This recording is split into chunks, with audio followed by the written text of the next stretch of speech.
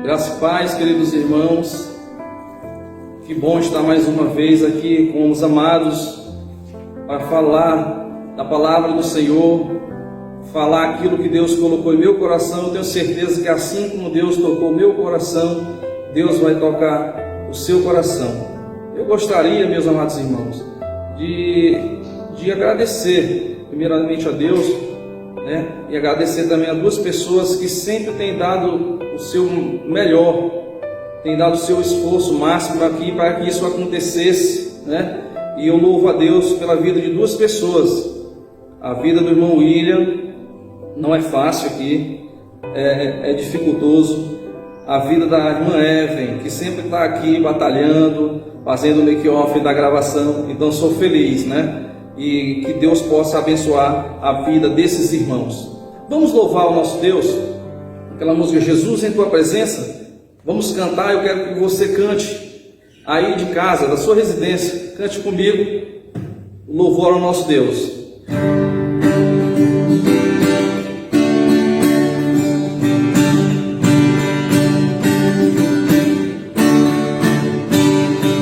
Jesus, em Tua presença, reunimos-nos aqui, contemplamos Tua face e rendemos-nos a Ti, pois um dia a Tua morte trouxe vida a todos nós e nos deu completo acesso ao coração do Pai. Jesus, em Tua presença, reunimos-nos aqui, contemplamos Tua face e rendemos-nos a Ti, pois um dia a Tua morte trouxe vida a todos nós e nos deu completo acesso ao coração do Pai. O véu que separava já não separa mais, a luz que outrora apagava agora brilha e cada dia brilha mais. Só pra te adorar, fazer Teu nome grande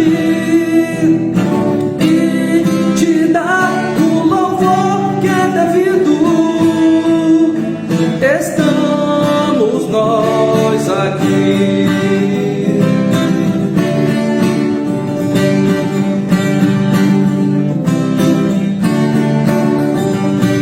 Jesus, em Tua presença, reunimos-nos aqui, contemplamos Tua face e rendemos-nos a Ti, pois um dia a Tua morte trouxe vida a todos nós e nos deu completo acesso ao coração do Pai. O véu que separava já não separa mais, a luz que outrora apagava agora brilha e cada dia brilha mais.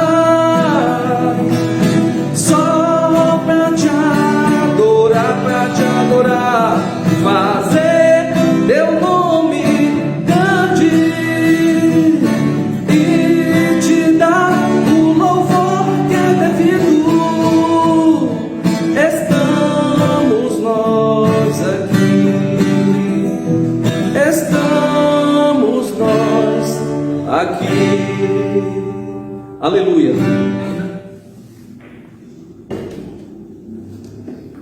Queridos irmãos, mais uma vez agradecer aos amigos que nos acompanham pelas redes sociais da Cibato, dizer que, mais uma vez, da felicidade, está trazendo um pouquinho da porção da palavra de Deus para compartilhar com os irmãos. E hoje nós vamos compartilhar um texto que se encontra lá em João, capítulo 14, do versículo 1 ao versículo 6. João 14, do versículo 1 ao versículo 6. A palavra de Deus nos diz o seguinte: não se turbe o vosso coração, crede em Deus, crede também em mim. Na casa de meu Pai há muitas moradas, se não fosse assim eu vos teria dito, pois vou preparar-vos lugar, e se eu for e vos preparar lugar, virei outra vez e vos levarei para mim mesmo, para que onde eu estiver estejais vós também, mesmo vós sabendo para onde vou e conheceis o caminho. Disse-lhe Tomé: Senhor, nós não sabemos para onde vais, e como poderemos saber o caminho? Disse-lhe Jesus: Eu sou o caminho, a verdade e a vida. Ninguém vem ao Pai senão por mim. Vamos orar, queridos? Senhor Deus, fala aos nossos corações, Pai. Fala através da Tua palavra, Pai. Usa o Teu Espírito Santo, meu Deus, para tocar os corações neste momento, ó Pai querido. Estamos aqui, ó Pai, alegres em estar fazendo o Teu querer, Pai. Que a Tua igreja, Senhor, seja abençoada pela Tua palavra, em nome de Jesus. Amém.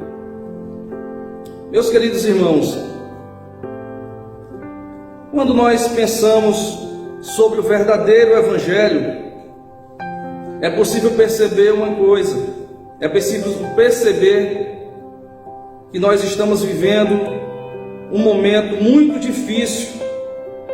E por que eu falo que é um momento muito difícil? Porque as pessoas, irmãos, têm orado muito menos, as pessoas têm lido a Bíblia cada vez menos, as pessoas têm buscado cada vez menos a presença de Deus.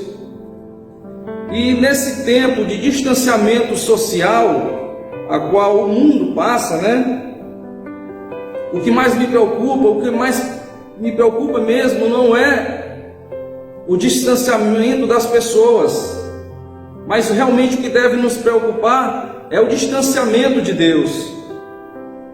As pessoas têm se distanciado de Deus, e esse distanciamento de Deus tem trazido sobre o povo, sobre as pessoas, uma cegueira espiritual muito grande. E nesse contexto de distanciamento de Deus, onde o povo torna-se cego, vai se tornando cego cada vez mais, isso vai trazendo consequências e problemas terríveis. E nesse contexto de distanciamento surge, por exemplo, o relativismo religioso, onde diz que tudo é relativo, até mesmo a verdade é relativa. E esse relativismo ele vem para tentar destruir a igreja do Senhor. Eu não falo igreja, destruir denominação ou templos físicos, eu estou falando de igreja, povo de Deus. Esse relativismo ele vem para destruir igrejas. Infelizmente, algumas igrejas têm se deixado dominar por isso. Esse é um dos problemas. Até mesmo as doutrinas bíblicas, elas passam a ser questionadas humanamente. Elas passaram a ser questionadas. Parece que o Evangelho, ele precisa agora ser prazeroso ao homem. O Evangelho precisa ser prazeroso agora ao homem, O homem agora parece que tem que ser o centro de tudo. Confrontar o pecado, falar sobre o pecado das pessoas, pregar talvez sobre inferno, perdição, isso já não pode mais. As pessoas não gostam, isso não atrai mais as pessoas. Talvez hoje, queridos, o pensamento moderno religioso vai dizer que todas as religiões levam a Deus, que hoje não é mais só um caminho, são vários, Relativizaram o caminho que leva a Deus, Afinal, somos todos filhos de Deus. Diante de tudo isso, que a gente mais tem visto são pessoas buscando desesperadamente, eu digo buscando desesperadamente, sentido para a sua vida, de várias formas e em vários lugares, onde não vão encontrar, porque o reflexo dessa busca desesperada e em lugares errados vai gerar, sabe o que? Vai gerar muita confusão, mas vai gerar, acima de tudo, vai gerar acima de tudo pessoas correndo atrás do vento. E isso eu posso dizer que elas vão se sentir com o coração vazio, extremamente vazio, porque não vão encontrar o que procuram, não vão encontrar, porque estão procurando no lugar errado, porque estão indo na direção errada, e o resultado disso tudo é frustração. Meu querido irmão, nesse texto que nós acabamos de ler, vai mostrar os discípulos de Jesus, provavelmente aflitos, com a morte de Jesus. Vai mostrar eles talvez assim, no momento de muita tristeza, porque Jesus está falando da sua despedida, né? E essa aflição se dava por quê? Essa aflição se dava porque Jesus era quem direcionava aqueles homens. Jesus é quem era o guia daqueles discípulos, né? Confira comigo no versículo 1, que ele fala assim: não se turbe o vosso coração, né? Não fiquem aflitos, não fiquem com o coração perturbado, não se turbe o vosso coração. Crede em Deus, crede também em mim. Jesus falava isso. Jesus falava assim, queridos, porque sabia que no íntimo daqueles homens, bem no coração deles, no íntimo mesmo, de cada um deles, ele percebia a aflição. Jesus já tinha falado da queda de Pedro, Jesus já tinha falado da traição que ele ia sofrer, que Judas o iria trair, e agora estava falando da sua morte. Os discípulos sabiam que ele iria ser perseguido logo após aquele período. Os discípulos sabiam disso, que eles iam sofrer perseguição. Jesus também sabia que a maioria deles ia sofrer em prisões, iriam ser apedrejados, açoitados, iriam ser mortos, né? Mortes de cruz. Jesus sabia que eles iam passar por aquilo, mas Jesus falava o quê? Não fiqueis aflitos, não fiqueis aflitos, crede em Deus, crede também em mim.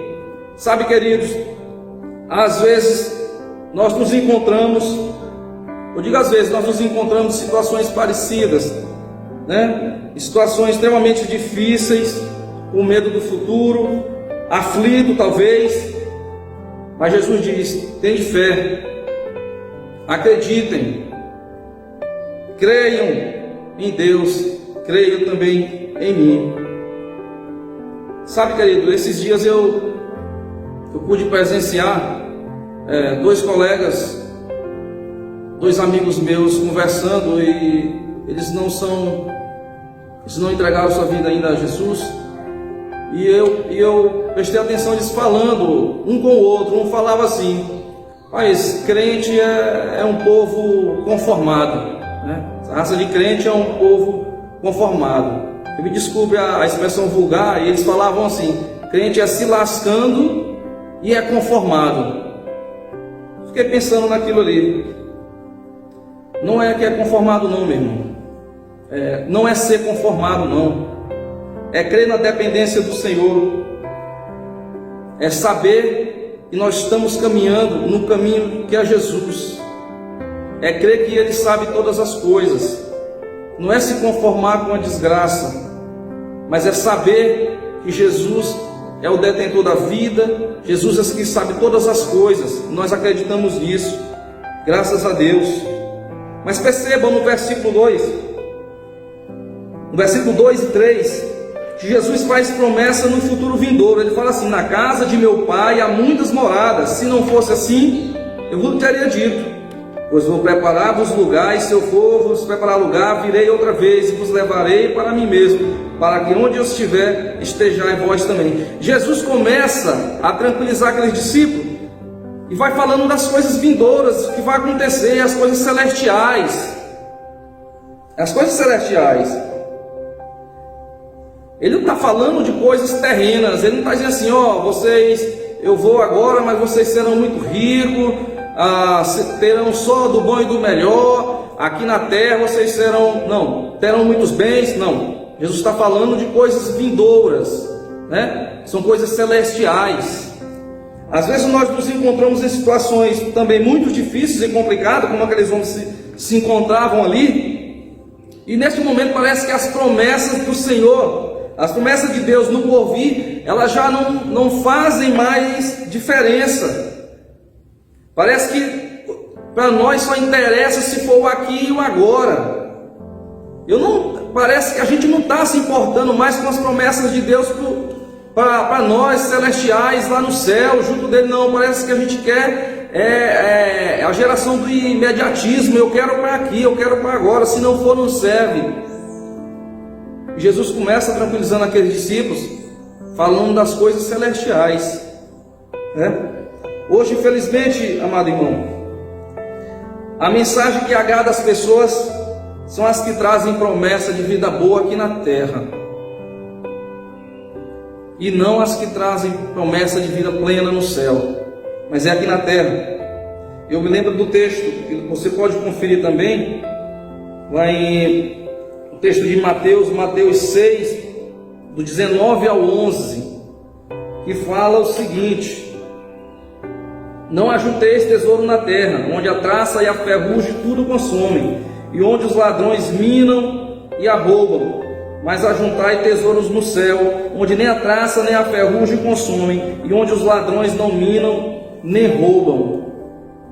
Porque aonde estiver o vosso tesouro, aí estará também o teu coração. Ai, querido, onde está teu coração? Será que está preso aqui? É importante a gente refletir sobre isso. É muito importante refletir sobre isso. Talvez seja o momento da gente parar para realmente refletir. O que tem movido as nossas vidas? Será que estamos firmados nas promessas de Deus, ou nos tornamos dependentes de expectativas e soluções terrenas, absolutamente terrenas? Que nós possamos crer no Senhor, queridos. Nós possamos acreditar no Deus, e nós possamos acreditar que só há uma direção, que é o Senhor Jesus Cristo. Veja no versículo 5. No versículo 5, Tomé vai nos ajudar com a sua pergunta, com a sua dúvida. Aliás, Tomé era o homem da dúvida, Ele era muito matemático ali, com ele tinha que olhar. Tomé sempre teve dificuldade em acreditar naquilo que ele não pudesse ver com seus olhos, aquilo que ele não pudesse tocar com as suas mãos. Foi assim que lá em João 20, 25, quando Jesus ele ressuscita, e Tomé não acredita que ele seja Jesus, então ele vai lá e toca nas feridas das mãos de Jesus para ele ter certeza que era Jesus, Mas ele mesmo assim ele nos ajuda quando ele pergunta no versículo 5, que ele diz: Senhor, nós não sabemos para onde vais, e como poderemos saber qual o caminho? Interessante. E aí Jesus fala uma das mais belas falas suas da Bíblia, das mais belas, maravilhosas palavras suas. Ele diz: eu sou o caminho, a verdade e a vida. Ninguém vem ao Pai senão por mim. Se nós formos prestar atenção, querido, Jesus está se autodefinindo. Está se autodefinindo como caminho, como verdade, como vida. É isso que ele fala. Aí quando eu vi esse texto, eu pensei: meu Deus, será que nós conhecemos o Jesus que nós servimos? Sabe, irmãos, nós falamos tanto em Jesus, nós pregamos sobre Jesus, nós falamos de Jesus para as outras pessoas aí, para familiares, que Jesus faz milagres, que Jesus perdoa os pecados, que Jesus livra o homem do pecado. E eu fico perguntando: será que nós conhecemos realmente o Jesus que nós servimos? Quem é Jesus para você? Quem é Jesus para nós? Por que Jesus diz: eu sou o caminho? Que caminho é esse? Sabe por que Jesus? Sabe por que, meus amados irmãos, que Jesus diz que Ele é o caminho? Porque Jesus é a direção correta para que o homem chegue a Deus. Jesus é o caminho que nós devemos percorrer para chegar até o Deus Altíssimo. Sabe por quê? Porque Ele é o único mediador. O que diz lá em 1 Timóteo? É isso que diz lá em 1 Timóteo, no capítulo 2, versículo 5, que não há outro. É só Jesus que é o único mediador entre Deus e os homens. Às vezes tem tantas pessoas querendo achar outros caminhos, não é verdade?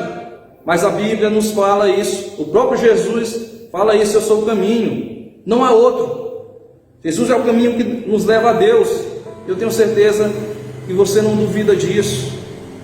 Eu tenho certeza que você sabe que só Jesus é o caminho que nos leva a Deus, e não vai existir outro, porque a sua palavra não mente. Mas continuando no versículo 6, O Senhor diz: eu sou o caminho, mas Ele diz: eu sou a verdade. Que verdade é essa que Jesus diz que Ele é? Que verdade é essa que Ele nos fala aqui? O que é que Jesus queria dizer quando Ele diz: eu sou a verdade?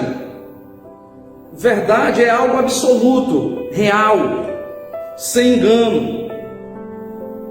Jesus, amado irmão, é verdade porque Ele é a absoluta e real revelação de Deus para nós. É a revelação de Deus para mim e para você, que um dia nos encontrávamos perdidos, mas somos agraciados. Jesus é a verdadeira revelação do Senhor, não há outro, meu querido. Em Jesus nós somos livres do engano e da mentira. Sabe por quê? Porque Jesus é a verdade que nos liberta. Jesus é a verdade que nos liberta. É o que diz lá em João 8,32: e conhecereis a verdade, e a verdade vos libertará. Jesus é a verdade que liberta o homem da escravidão do pecado. Amém por isso? Jesus é a verdade que liberta o homem das garras de Satanás e do inferno. Amém por isso? Jesus é a verdade que transforma a vida. Quantas vidas Jesus já não tem transformado? Nós somos testemunha disso. O Deus que nós servimos já transformou tantas vidas, inclusive a minha e a sua, meu amado irmão, amigo. Jesus é a verdade que nós devemos abraçar, e com todas as nossas forças, com todas as nossas forças, porque Ele é a verdade que salva o homem da morte do pecado. Sabe, meu querido irmão, se nós formos ver, continuar no versículo 6, Jesus ele vai dizer que Ele é o caminho, a verdade, e Jesus é a vida. Jesus está dizendo, meu querido irmão, Ele está querendo dizer que Ele é o detentor da vida, aquele que venceu a morte. Somente em Jesus, o homem que estava morto no seu pecado, no seu lamaçal de pecado, ele vai encontrar a verdadeira vida. Em quem? Somente em Jesus. Lá em João 15,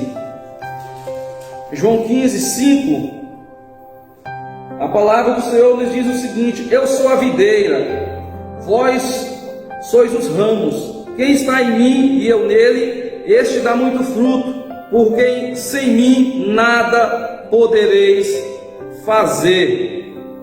Sabe o que isso significa, meu irmão? Sabe o que significa? Que somente em Jesus o homem pode ser reconciliado com Deus e desfrutar de vida eterna ao lado do Pai.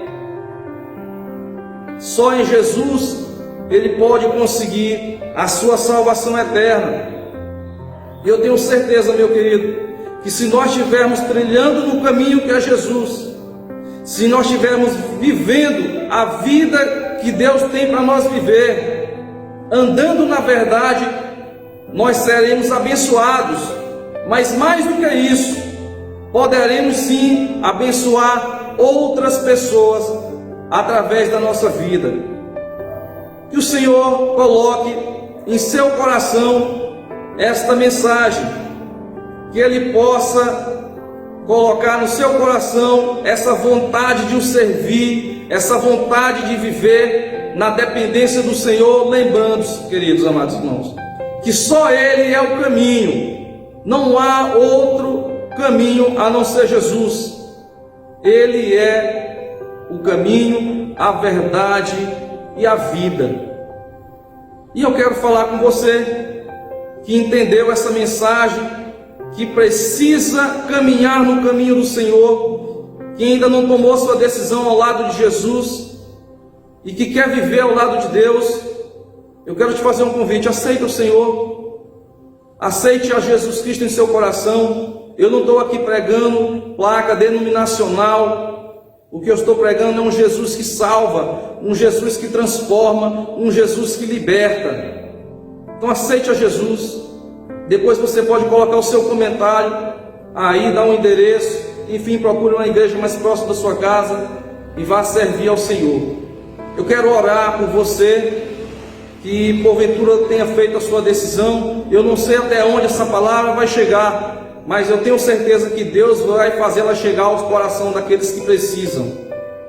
Vamos orar ao Senhor nesse momento. Senhor Deus e Pai, agradecidos estamos a Ti, ó Deus, por esse momento. Te louvamos, ó Deus, porque o Senhor tem nos dado as condições, ó Deus, de avançar. E nós cremos que o Senhor há de fazer maravilhas e conversões serão feitas, ó Pai. Quebrantamento de coração será realizado para a Tua honra e para a Tua glória. Abençoa, Senhor, os Teus servos que estão se empenhando dia após dia, todos os dias, nas redes sociais, nas igrejas, para que a Tua palavra frutifique. E muitas pessoas têm feito isso, e aqui na Tua casa tem pessoas assim. Eu coloco diante de Ti, irmão William, a irmã Evelyn, toda a direção da igreja, todos os irmãos, ó Pai. Obrigado, meu Deus, pela vida deles. Continua os abençoando, meu Pai. Em nome de Jesus, Deus, eu te peço que o Senhor toque o coração, meu Deus, das pessoas que porventura possam aceitar a Ti. Que o Senhor possa, ó Deus, escrever o Seu nome no livro da vida, Pai. Para que essas pessoas possam ser acompanhadas e possam se tornar discípulos de Jesus. Em nome de Jesus, eu te peço agradecido, em nome de Jesus. Amém e amém, irmãos.